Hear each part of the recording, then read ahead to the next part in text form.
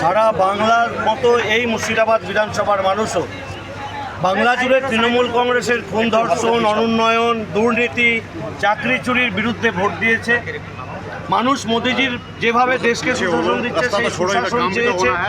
সে কারণে মানুষ প্রথম দিন থেকে সংকল্প নিয়েছিল যে বাংলায় এবার বিজেপি সরকার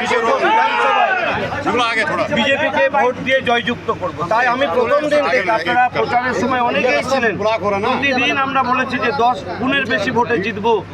2491 ভোটে জিতেছিলাম, এবার 31,500 ভোটে জিতেছি। আমরা প্রথম দিন প্রচারের দিন থেকে বলেছি, কারণ আমরা মানুষকে নিয়ে রাজনীতি করি, মানুষকে সঙ্গে থাকি। তাই মানুষের সংকল্প আজকে বাস্তবায়িত হয়েছে।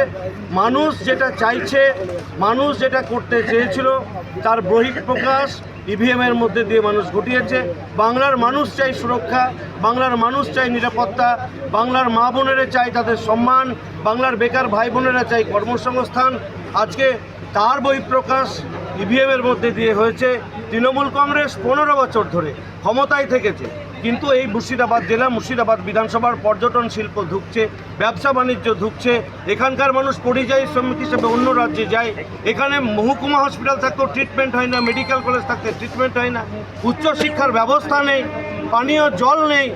তাই এই বিধানসভার মানুষ সংকল্প করেছিল যে গৌরীদাকে বা বিজেপি পার্টিকে আমরা 2491 দিয়েছিলাম, এবার আরও বেশি ভোটে জয়যুক্ত করব। তাই প্রত্যেকটা অঞ্চল, প্রত্যেকটা পৌরসভার মানুষ দুহাত তুলে ভারতীয় জনতা পার্টিকে আশীর্বাদ করেছে, পদ্মফুল চিহ্নে ভোট দিয়েছে। তাই এই বিশাল। ফলো করুন বর্তমান।